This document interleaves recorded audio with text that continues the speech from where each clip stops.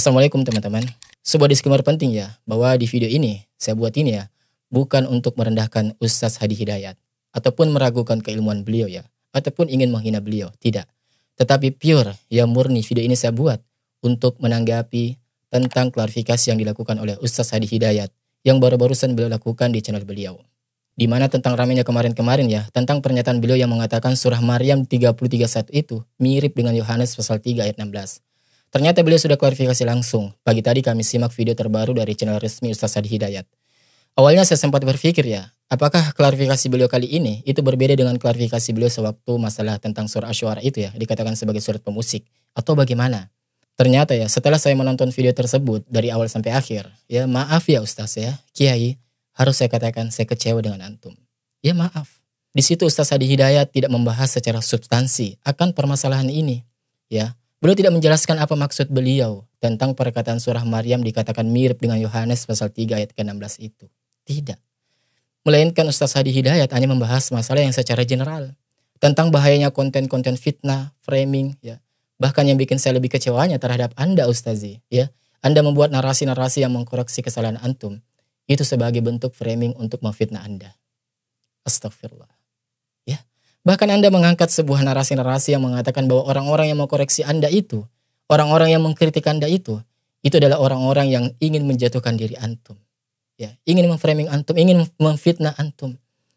Dan lebih kecewanya ya, Anda sampai mengatakan bahwa orang-orang yang mengkritik Anda adalah mereka yang pure, ya, mereka yang mengharapkan popularitas, ya, viewers, AdSense dan lain sebagainya.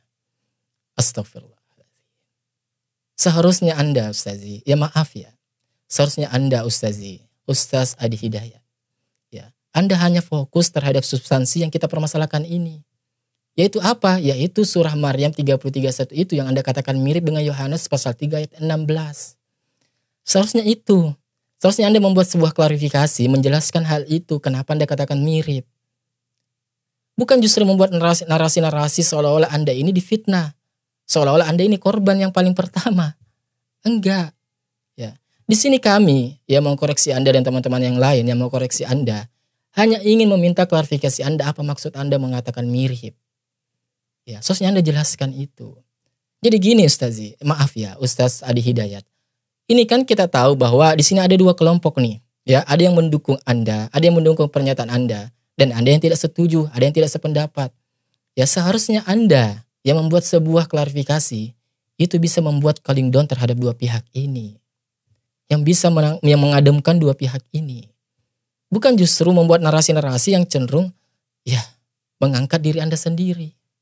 Seharusnya Anda menciptakan narasi-narasi itu yang bisa mengademkan kedua belah pihak ini.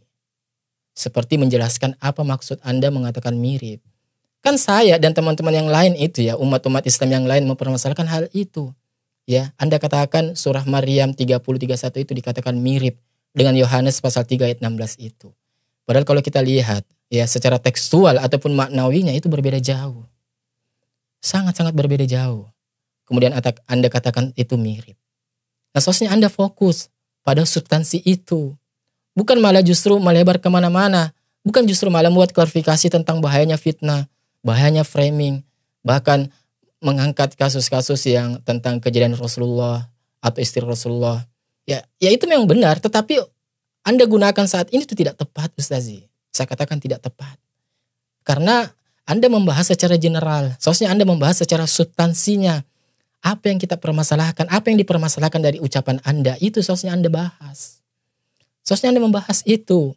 Bukan justru melebar kemana-mana. Bahkan yang lebih parahnya Anda mengatakan bahwa orang-orang yang mengkritik Anda adalah orang-orang yang hanya pure mencari pendapatan, mencari AdSense, mencari viewers, mencari popularitas. Ya Allah. Anda, bukan seperti ini seharusnya Ustazi. Bukan seperti ini seharusnya klarifikasi. Ya. Tidak seseorang itu menjadi hina ketika kita katakan diri kita ini salah. Tidak.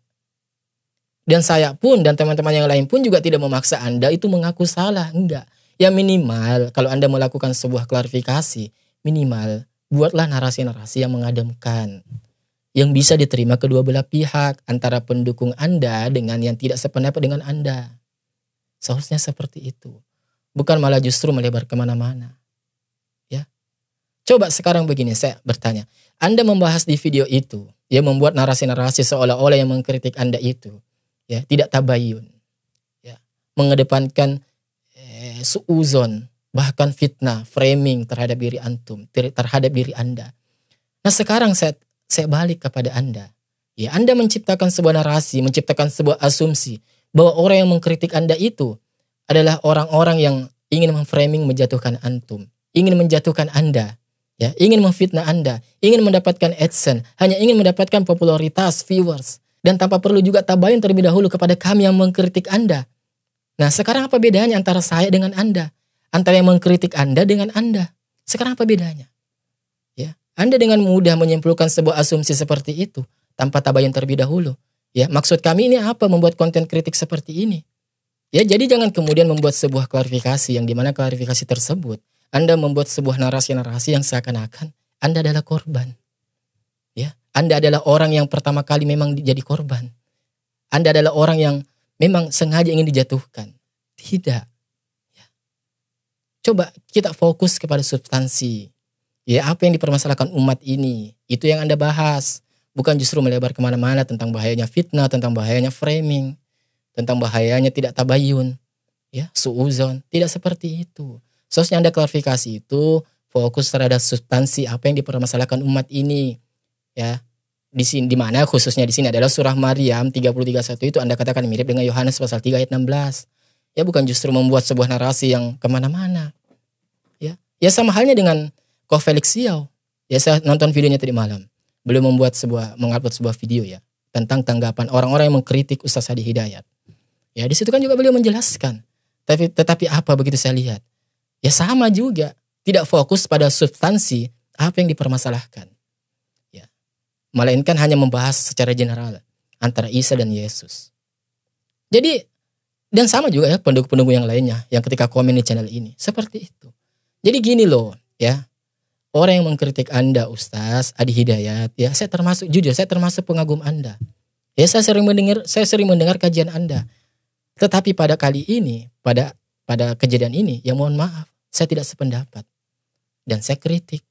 Ya karena saya berdiri di atas kebenaran. Saya tidak mau taklid buta di sini. Ya, sekalipun kesalahan itu, kekeliruan itu terjadi pada kelompok saya terhadap tokoh yang saya kagumi, saya akan kritik. Jadi jangan kemudian kritik itu dijadikan sebuah penilaian bahwa orang itu membenci kita. Enggak seperti itu. Kritik dengan benci itu beda. Begitupun juga kritik dengan ujaran kebencian itu beda. Ya. Semua orang bisa mengkritik dan semua orang berpotensi untuk dikritik. Selama kita hidup di dunia ini, mustahil kalau kita ini terhindar dari namanya yang kritik. Rasulullah SAW saja seorang manusia yang paling sempurna, jangankan dapat kritik, ya. Jangankan dapat kritik, hinaan pun, bahkan cacian, bahkan pukulan fisik, beliau itu terima. Nah, kita seharusnya sebagai manusia ini yang hidup di akhir zaman ini, ya, di umat yang paling akhir ini, seharusnya kita sadar, kita ini manusia, tidak lepas yang namanya khilaf. Ya, kalau kita salah, aku itu salah. Kalau kita keliru, aku itu keliru. Ya, bukan justru membuat sebuah narasi-narasi yang justru mengedepankan ego kita sendiri. Ya, apalagi sampai mengangkat narasi-narasi yang memperkeruh suasana ini. Ya, Anda mengangkat narasi seperti itu tidak mengademkan, Ustaz. Justru semakin memperkeruh suasana. Ya, coba. Anda mengangkat sebuah narasi-narasi mengasumsikan bahwa orang-orang yang mengkritik Anda itu adalah orang-orang yang cari viewers, orang-orang yang cari AdSense. Tanpa Anda mau tabayun terlebih dahulu terhadap saya atau terhadap kami yang mengkritik Anda. Apakah itu sama halnya juga tidak zalim? Apakah hal itu juga namanya sama halnya juga tidak fitnah? Sekarang saya balik. Coba dijawab. Anda kan juga tidak tabayun terhadap kami. Apa maksud kami ini membuat video itu? Tetapi kenapa Anda malah dengan mudahnya membuat narasi, membuat asumsi bahwa orang yang mengkritik Anda seakan-akan orang itu hanya mencari viewers. Ya memang Anda tidak katakan secara jelas di situ secara tekstual, tetapi dari narasi antum, narasi Anda Ustadz, itu sudah kebaca ke arah mana. Ya. Jadi ayolah. Sampai kapan kita ini mau mengutamakan ego kita sendiri? Kasihan umat ini. Coba dari pernyataan seperti itu, kalau ada orang-orang awam, ya, yang menelannya mentah-mentah, mengatakan surah Maryam itu mirip dengan Yohanes. Ya untuk Anda yang sudah paham terhadap ilmu agama itu mah nggak masalah. Untuk Koh Felix Xiao, untuk siapapun itu yang paham ilmu agama itu nggak masalah. Tetapi bagi saudara-saudara kita yang awam, sedangkan satu hal fakta yang harus kita pahami bahwa di negara kita Indonesia ini, kalau kita mau lihat persentasenya, mereka antara dengan paham agama dengan tidak, itu sangat-sangat jauh berbedanya. Ya, terjadi ketimpangan yang sangat luar biasa antara orang yang paham dengan agama dengan yang tidak paham dengan agama. Soalnya kita lihat ini yang mayoritas ini. Mau kasihan saudara kita yang awam kalau harus diberi kata-kata syubhat. Nah, kami mengkritik itu. Kenapa kami mengkritik di sosial media? Karena pernyataan syubhat yang Anda lakukan itu sudah tersebar di sosial media. Makanya kami luruskan juga di sosial media. Berbeda halnya kalau syubhat itu hanya tersebar di kalangan mungkin lingkup RT, lingkup keluarga, lingkup tertentu. Ya maka kami akan utamakan tabayun. Nah masalahnya ini bola panas yang Anda lemparkan itu ya. Syubhat itu sudah tersebar ke seluruh sosial media. Ya makanya saya buat di sosial media untuk meluruskan hal itu. Seperti itu kaidahnya. Ya masa Anda nggak paham hal ini? Pasti saya yakin Anda paham akan hal itu. Ya. Jadi jangan kemudian mengatakan atau menyalahkan orang-orang yang mengkritik Anda. Ya. Siapapun boleh mengkritik dan siapapun boleh atau akan terjadi berpotensi untuk melakukan kesalahan sehingga ia dikritik. Kita semua ini manusia, tidak luput dari kesalahan. Jadi seperti itu. Jadi lagi-lagi saya sangat-sangat sayangkan Anda yang sebagai seorang tokoh, seorang ulama, ya, ulama yang salah satu ulama yang saya kagumi juga, tetapi malah membuat narasi-narasi yang cenderung menjudutkan satu pihak saja. Ya bahkan menyalahkan orang-orang yang mengkritik Anda. Makanya jangan heran ketika ada umat ini yang mengatakan Anda itu anti kritik.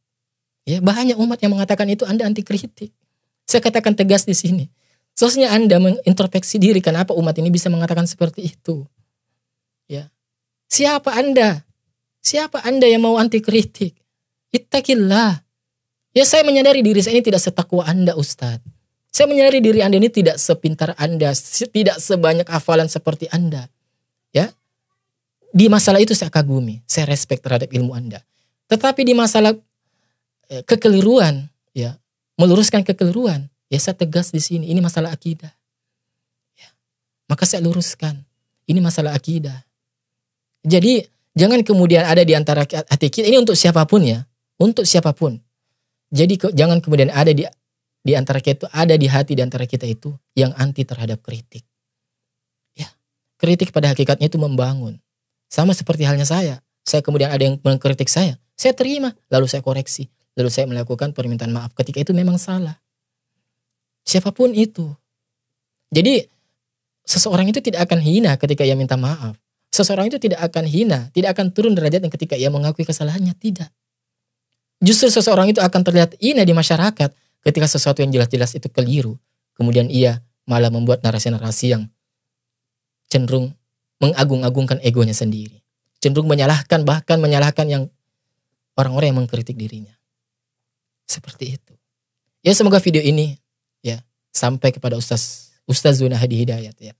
Ya saya respect kepada Anda. Tetapi untuk kali ini saya sangat-sangat kecewa.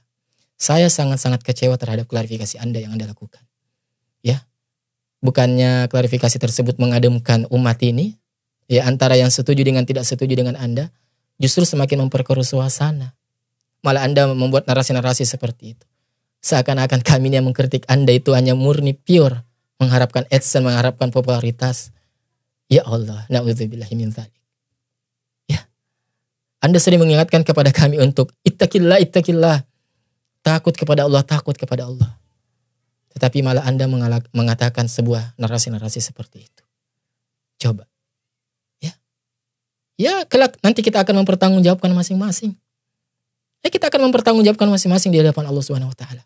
Anda tidak terima dengan orang yang mengkritik Anda. Iya, begitupun juga saya tidak terima dengan narasi-narasi Anda seperti itu. Tanpa melakukan tabayun terlebih dahulu kepada saya. Apa maksud saya ini mengkritik Anda? Kan seperti itu. Kan simple. Jadi, ya, semoga video ini sampai kepada Ustaz Adi Hidayat. Kepada siapapun Anda yang menonton video ini, silahkan teruskan. Ya semoga ada admin dari Adi Hidayat Official yang menonton ini. Silahkan teruskan. Ya. Yang saya mau katakan, siapa Anda yang mau terhadap anti kritik? Siapa? Ya bahkan sekelas presiden pun, ya orang nomor 1 di negeri ini itu bisa kita kritik. Diatur undang-undang dalam konsep demokrasi negara kita. Nah sekelas, bagaimana lagi hanya sekelas saya, Anda. Yang notabene bukan pejabat publik. Yang notabene hanya warga sipil biasa. Jadi jangan anti terhadap kritik. Wassalamualaikum warahmatullahi wabarakatuh. Barakallahu fikum.